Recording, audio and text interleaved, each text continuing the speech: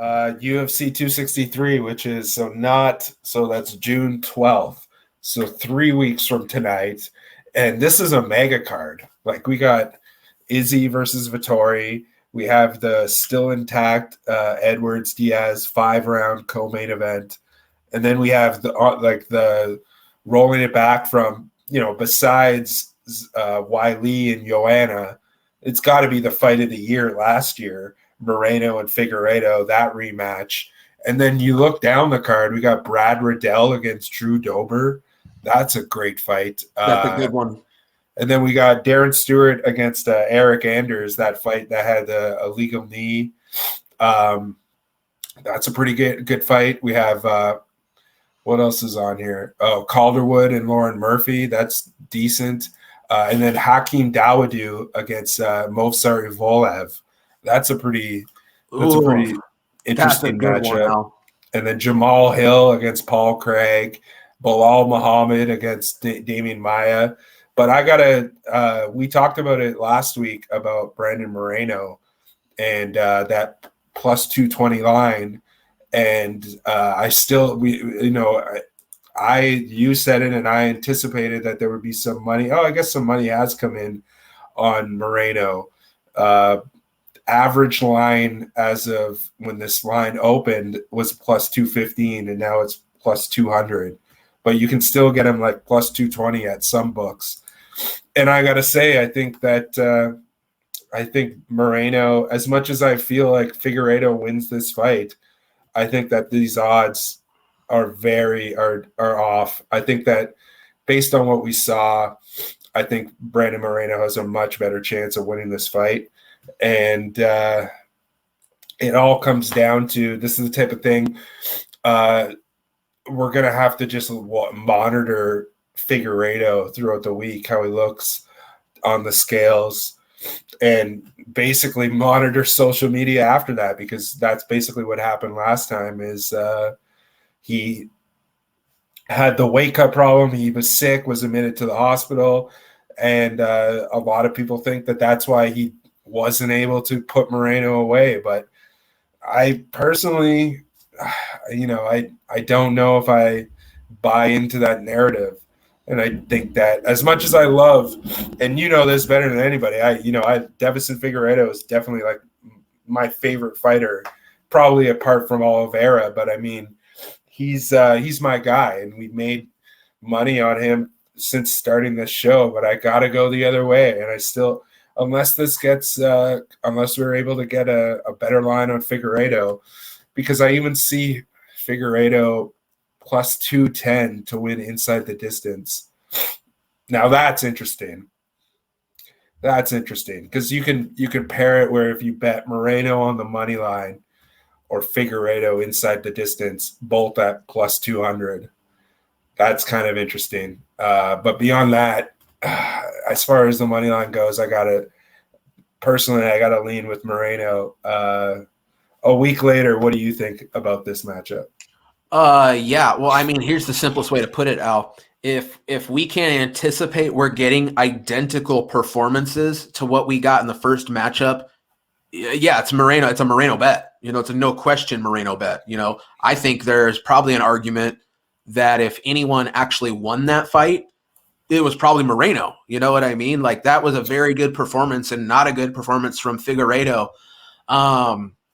But Al, man, I got to tell you, I think we're going to get a better Deiveson here. But you're absolutely right. We need to monitor the situation. We need to absolutely analyze how Deiveson is acting, the body language, the looks, the face, everything at weigh-ins needs to be taken into account.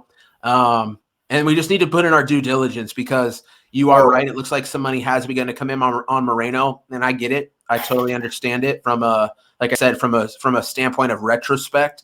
But man, I do, Al. I think we're going to get a better Deiveson here.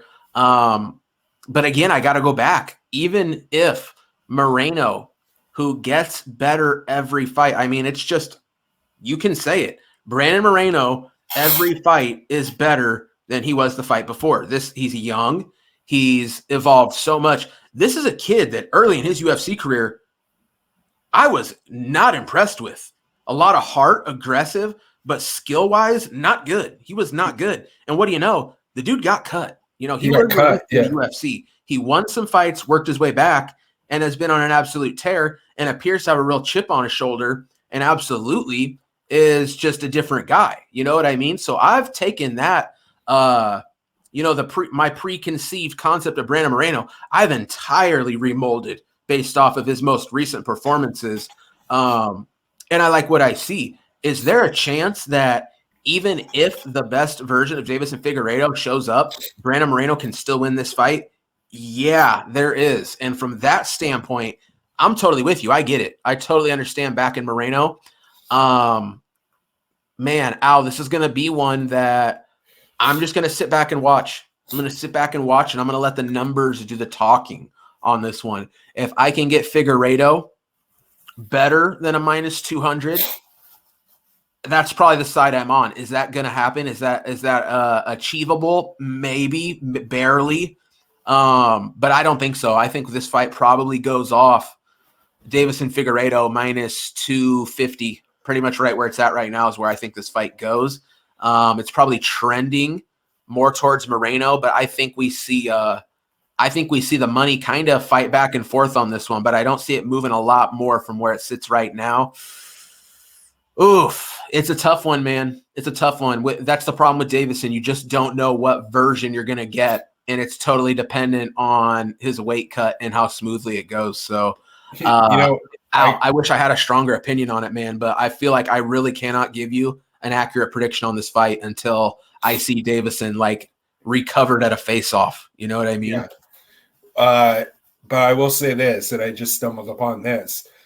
The fight goes the distance no in this fight is sitting at +125. And that's 5 rounds of two of the hardest hitting flyweights in the division, the hardest hitting flyweight in the division, period, against one of the heaviest hitting. Figueiredo has won 7 of his 11 UFC fights by stoppage. Figueiredo has won 3 of his 10 by stoppage. It's a title fight with fans in Arizona. This fight goes the distance no at +125. That's insanity. That's where the value is in this fight. And this is one of those like lock me in. Like, I'm not saying this is a lock, but this is put me in for like one of those signature look ahead bets, because this is one of them. Fight goes the distance no at +125 in this 5-round championship fight. 100%. This is not gonna. Even if it doesn't, it's a solid play. That's a positive EV play, no matter what. And then again with Leon and Nate, I think we've come to an agreement that Edwards inside the distance has got to be the best play on this one. What do you think? Oh man, I was just getting ready to look at that number. I got to know the number, man. I got to know the number because we've already talked about this a few times because this fight's been moved around. The whole concept of this being a 5-round non-title fight co-main event. I've said it before. I'll say it again. Leon Edwards takes out Nate Diaz in 3 rounds or less. So yeah. I don't believe we need to even factor in round 4 and 5. Leon Edwards is far beyond the level that Nate Diaz is. And Nate Diaz, a guy who's been lauded for his durability and, his ability to keep going.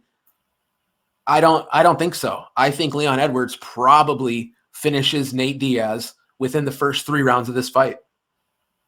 Yeah, I'm just looking at the odds now. So there is no, for some reason, those props aren't out yet. But when the fight was scheduled for UFC 262, there were props up. And the only one that I saw as far as distance went was fight reaches round 5, yes, at -152, and no at +116. So judging by that, we're probably going to be able to get a good line on Edwards inside the distance if the market expects this fight to go, with the fight reaches round 5, yes, a minus, meaning it's favored. The market is expecting that this is going to go the distance, and I really, really don't think it's going to. Yeah, Al, I'm sorry, I got to jump in real quick before I forget. Nate Diaz has one of the most casual betting fan bases there is. You cannot go wrong waiting out the casual money flow that is inevitably going to be enticed by Nate Diaz at plus money odds. Plain and simple, this Leon Edwards line, the best number you're going to get on the money line that is going to be when they're making the walk, okay? Because Nate Diaz, right now, if you're betting Nate Diaz, you're well, listen, I'm no disrespect. If you're betting Nate Diaz, you're a casual bettor. You don't really have a grasp on this game, which means you're going to wait till the day of, probably 10 minutes before the fight, 5 minutes before the fight, in between bong rips and IPAs. You know what I'm saying? So, and that's just how it's been. I mean, I've consistently played this angle, betting against Nate Diaz, even betting with Nate Diaz. You know what I mean? His backers do not care who he's fighting. And like I said, at plus money, they're going to back him. They're going to go, Nate Diaz, the GOAT, the guy who took out Conor McGregor fighting some bum named Leon, some British guy I've never heard of. Nate Diaz plus 350. He wins this fight all day. You know what I mean? That's the attitude they're going to have. And I really do believe that Leon Edwards money line will get sweeter as we approach. Right now, the more look ahead seasoned gamblers, we're betting Leon Edwards. The parlays, the long, lengthy multi-card parlays, that's what's pushing that Leon Edwards number up.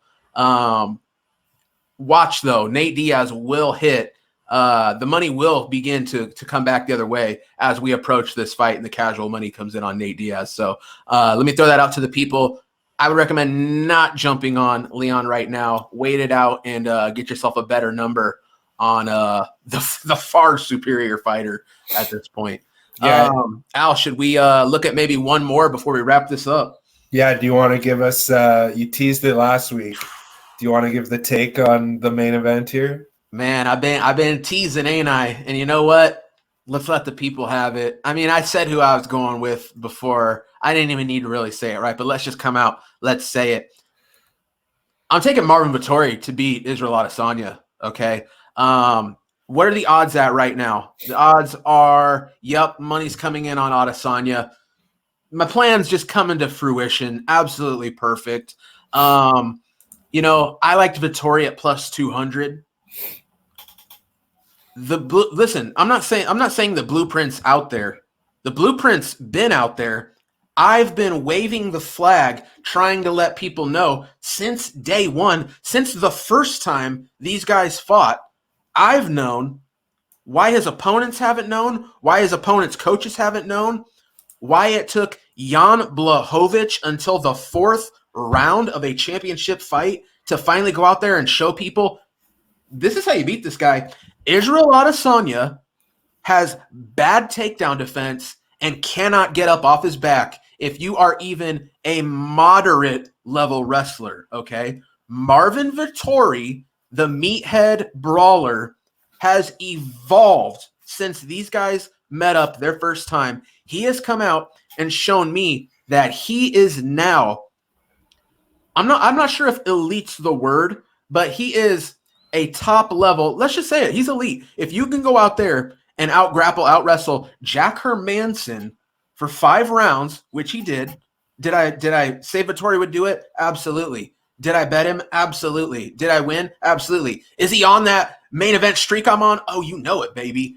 Marvin Vettori just has to come out there, 25 minutes of solid offensive wrestling, #and new. Marvin Vettori wins this fight, okay? Now, I understand people are going, but Jan Blachowicz is a 205er, okay? Jan Blachowicz is a bigger man. He is, that's true. But I got to inform you people, Jan Blachowicz, when he fought Israel Adesanya, probably weighed about 225 pounds, rehydrated back from cutting down, probably weighed about 220, 225 pounds. Marvin Vettori, when he's going to go into that octagon against Israel Adesanya, you know what he's going to weigh? About 210, 215 pounds, okay? This is a huge dude who cuts a tremendous amount of water. He is going to be the bigger, stronger man. And if he goes out there with a heavy wrestling game plan, he is going to win this fight. And he's not just going to win it.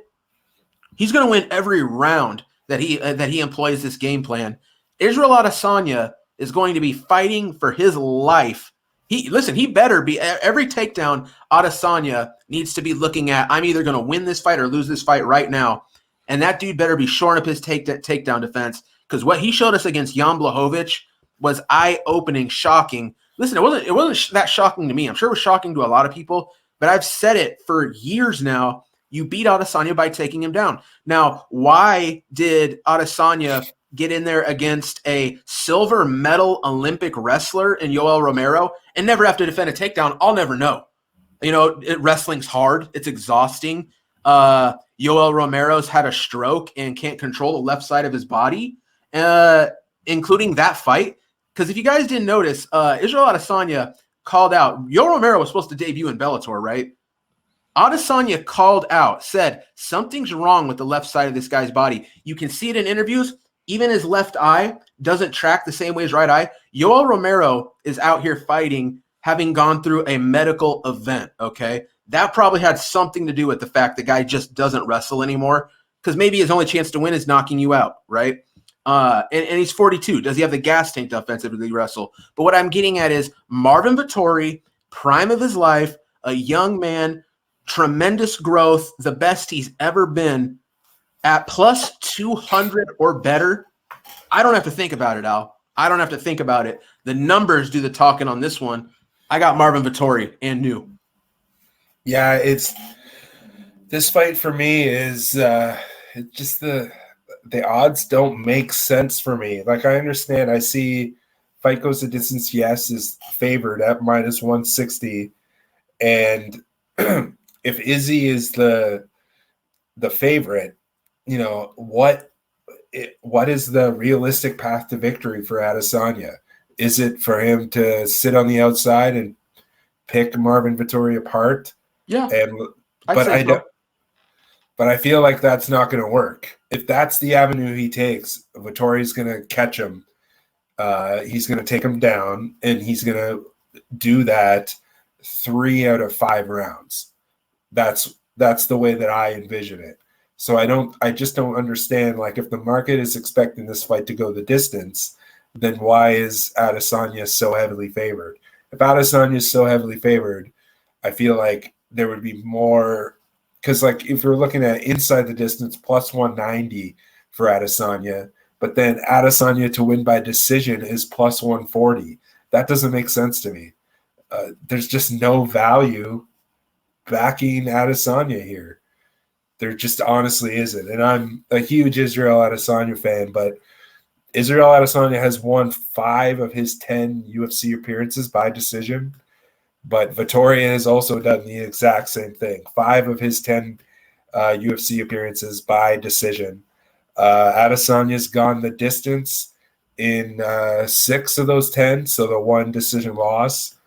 And Vettori has gone the distance in 8.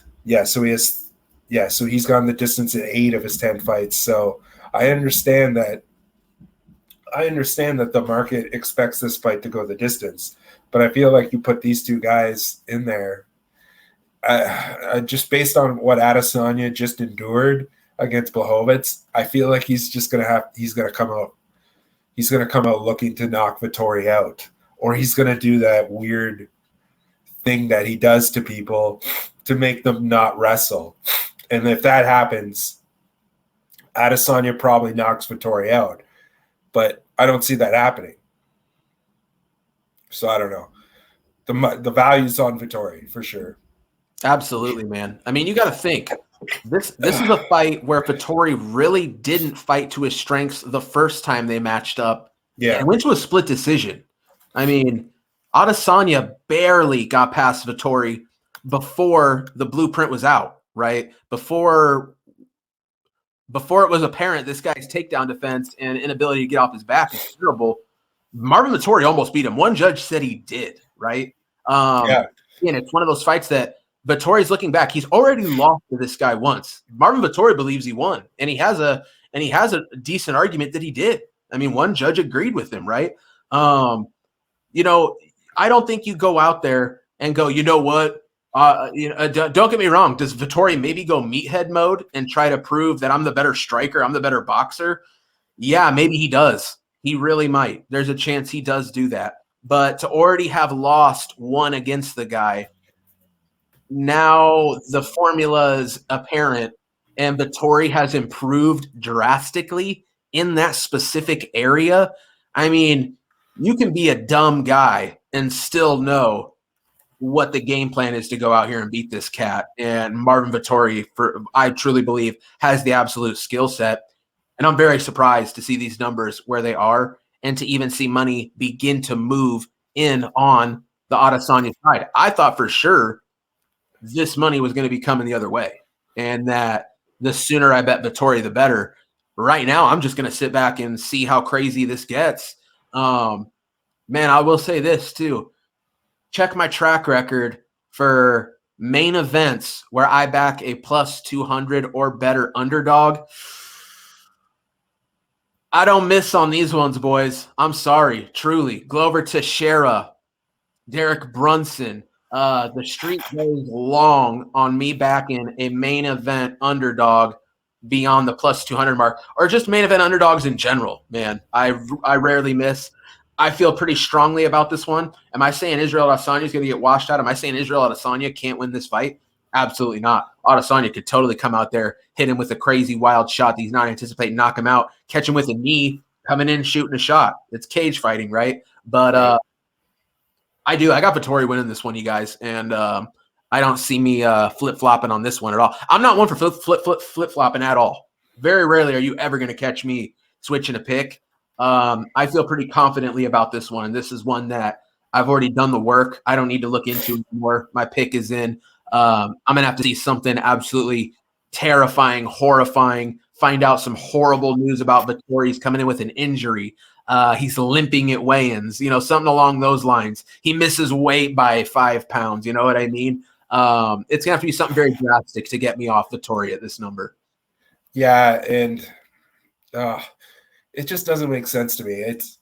It doesn't make sense to me. I'm coming into this fight wanting to back Adesanya, but as a stark value bettor, there's no value on any of these props, on the money line, on inside the distance, or on by decision. And I feel like, the thing is this is how it works, right? Vettori gets punched hard, he gets kicked hard, and he is like, I can take that.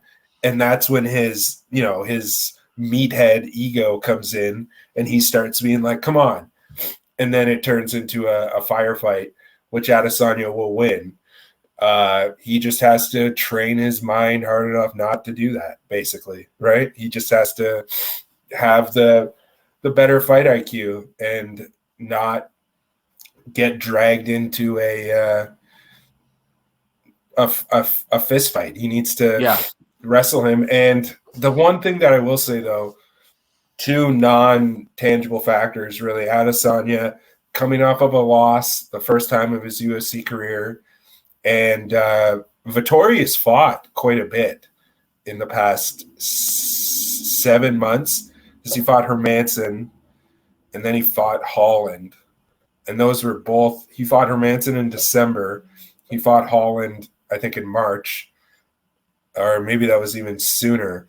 And so he's going to have 3 fights in 7 months. So that's 3 tough weight cuts, and you said it, he cuts a lot of water weight.